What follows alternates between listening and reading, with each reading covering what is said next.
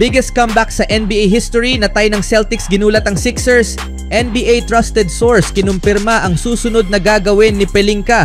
Hindi pa tapos. Si Luka na ang focus ng Lakers. LeBron pinag-usapang ma-trade. Ngunit bago ang lahat, kung gusto nyo ng pangmatagalang basketball shoes, Luke Curry 12, mabibili lamang sa halagang 3,100. I-click lamang ang link sa comment section. Ang nakakalitong mid-season stretch ng Boston Celtics ay nagpatuloy nitong linggo sa isa sa kanilang pinakanakagugulat na laro ngayong season.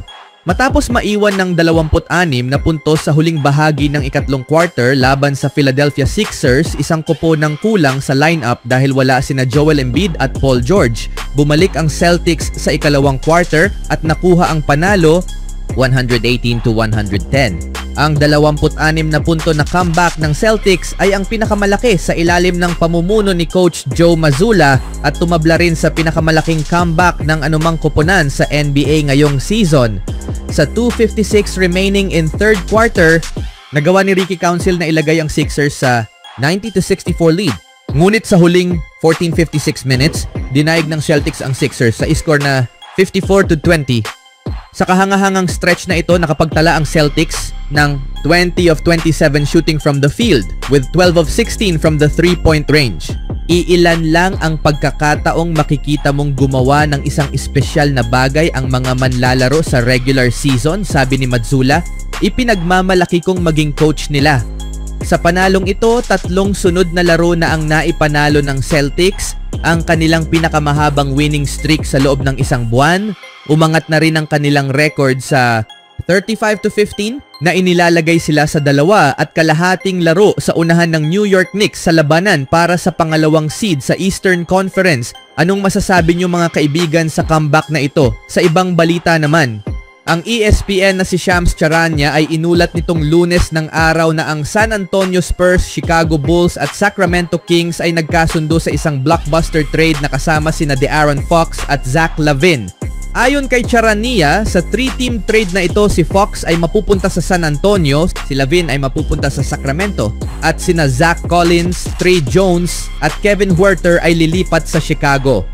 May kasamang draft compensation din sa deal na ito kung saan makakakuha ang Sacramento ng 2 first-round picks at 3 second-round picks, habang ang Chicago ay makakakuha ng sarili nitong 2025 pick from San Antonio. Dahil dito, isa sa mga top trade targets ng Golden State Warriors ay natanggal na sa board. Ayon kay Anthony Slater ng The Athletic noong Enero 29, si LaVine ay nagpakita ng intriga sa ilang mahahalagang miyembro ng organisasyon sa San Francisco. Sa parehong ulat ni Slater, sinabi rin na si LaVine ay tila nalampasan na si Miami Heat forward Jimmy Butler sa listahan ng mga nais makuha ng Warriors. Ngunit dahil patungo na si LaVine sa Sacramento, iniulat na binalik ng Warriors ang kanilang atensyon kay Butler. Ayon sa mga ulat, may 2 pangalan na ngayon sa radar ng Warriors, Nikola Vucevic at Jimmy Butler. Iniulat ni Brett Siegel ng Clutch Point sa X, ngunit noong Enero 4, iniulat ng The Athletic na ang ilang prominenteng miyembro ng Warriors organization ay hindi masyadong nagpilit para sa isang Butler trade. May mga ulat din tungkol sa posibleng pag-aalala ng Warriors sa kung paano ito makakaapekto sa team chemistry. Ngunit simula noon, marami nang nagbago, kabilang na ang blockbuster trade sa pagitan ng Chicago, San Antonio at Sacramento. Nagkaroon pa ng karagdagang update ngayon araw kung saan iniulat ni Brian Windhorst ng ESPN na ipinaalam ni Butler sa Warriors na hindi siya pipirma ng contract extension sa kanila, kaya natigil ang trade talks sa ngayon.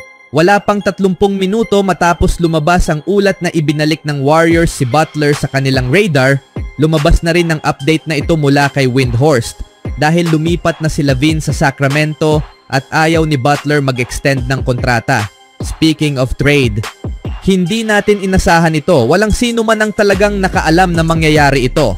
Ang trade ni na Luka Doncic at Anthony Davis ay nagpabaliw sa internet at lahat ay nagulantang sa sitwasyon. Mas marami itong iniwang tanong kaysa sagot at ang pinakamalaking katanungan ay ang tungkol sa hinaharap ni LeBron James. Wala siyang ideya na mawawala ang kanyang malapit na kaibigan sa team at nalaman niya lang ito habang nasa hapunan kasama ang kanyang pamilya. Simula noon, nanatiling tahimik si LeBron tungkol sa kanyang kinabukasan sa Lakers, ngunit ngayon ay may kaunting linaw na.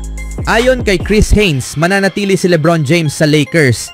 Ayon sa mga mapagkakatiwalaang source ng liga, balak ni LeBron James na manatili bilang miyembro ng Los Angeles Lakers matapos ang trade deadline sa Pebrero 6.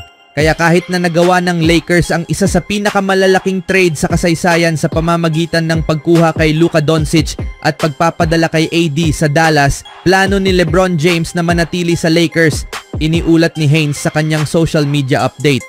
Bukod pa rito, ipinahayag ng Lakers ang kanilang pagpapahalaga sa profesionalismong ipinakita ng CEO ng Clutch Sports na si Rich Paul at ni LeBron James. Pakiramdam nila na naging maayos at walang gulo ang proseso dahil sa dalawang ito. Ngunit ibig bang sabihin nito na may alam si LeBron tungkol sa trade? Bagamat marami ang nag-iisip ng iba't ibang teorya, lumutang ang isang kawili-wiling ideya mula kay Ira Winderman. Sa kanyang post sa X, sinabi ng insider ng Miami Heat, "So LeBron ngayon papunta sa Warriors? Sa halip na si Jimmy?" Maaari itong ipakita ng Lakers bilang pagbibigay kay LeBron ng isang huling pagkakataon na makalaro si Steph. Parang masyadong maganda para maging totoo. Pero pinatunayan ng Doncic trade kung gaano ka hindi mahulaan ang ligang ito. Nang tanungin si LeBron tungkol sa trade, itinanggi niyang may nalalaman siya tungkol dito bago ito nangyari. Pero base sa impormasyon mula sa mga insider, tila may impluensya pa rin si LeBron sa desisyon. At kung tutol siya sa isang trade, maaaring nangangahulugan ito ng isang bagay, mananatili siya. Gayunpaman, mananatili lamang itong haka-haka hanggang sa may opisyal na pahayag. At ngayon, naglabas na ng opisyal na pahayag ang Lakers. Si Rob Pelinka nagsalita na tungkol sa Anthony Davis trade habang nananatili si LeBron James. Sa kasalukuyan, abala si Mavs GM Nico Harrison sa isang press conference kasama si Jason Kidd. Ipinaliwanag niya na matagal nang pinaplano ang trade at hindi alam ni Kidd ang tungkol dito. "Kami ay labis na nagpapasalamat sa 6 na taon ni AD sa Lakers kung saan pinangunahan niya ang aming team patungo sa isang kampyonato at pinatibay ang kanyang sarili bilang isang perennial NBA All-Star," sinabi ng General Manager at Vice President ng Basketball Operations ng Lakers na si Rob Pelinka. Binigyang pansin din niya si Max Christie na bahagi ng trade. "Ipinagmamalaki namin ang pag-unlad ni Max Christie bilang isang Laker kung saan lumago siya bilang isang impact 3&D player at nagpapasalamat kami sa profesionalismong ipinakita ni Jalen Hood-Schifino sa bawat antas," ayon sa pahayag. Kasama rin sa pahayag ang bagong running mate ni LeBron James, si Luka Doncic, one-of-a-kind young global superstar, at ipinahayag ang kanilang kumpiyansa na pangungunahan ng Slovenian star ang team sa mga darating na taon. Sa kabila ng trade, may mga balita sa liga na hindi pa tapos si Rob Pelinka. Maaaring may ilan pang galaw na mangyayari bago ang trade deadline sa Pebrero 6. Magkakaroon ba ng malaking pagbabago na magpapagulat muli kay LeBron James palabas ng LA? O kaya naman magdadagdag pa ang Lakers ng lakas para sa isang huling paglaban para sa pang-5 singsing ni LeBron? Habang malinaw na maaaring subukan ng Lakers na magpatuloy sa isang playoff run kasama sina Luka Doncic, LeBron James, Austin Reeves at iba pang miyembro ng kanilang team, maaari rin silang mag-retool at kumuha ng assets upang magtayo muli sa free agency ngayong summer. Isang prangkisa na may Doncic at hindi si James bilang sentro nito. Matagal nang kasali si James sa mga trade rumors at lumilitaw na ang Golden State Warriors ang pinakaposibleng destinasyon niya. Ang Warriors, na desperadong gustong bigyan si Stephen Curry ng pagkakataong magretiro ng may karangalan, ay maaaring mag-alok ng ilang expiring contracts at si Andrew Wiggins kapalit ni James. Ayon kay Jacob Ortiz, may major legs o matibay na posibilidad ang usapan sa pagitan ng Warriors at Lakers para sa isang trade deal. Ano sa tingin niyo mga kaibigan? Si Luka na ba ang cornerstone ngayon ng Lakers at hindi na si LeBron? Even when you feel low, you can still go. Even when you feel slow, you can still go. Even when there's no hope, you can still go. I never answer to no, man, I still go. Go, go.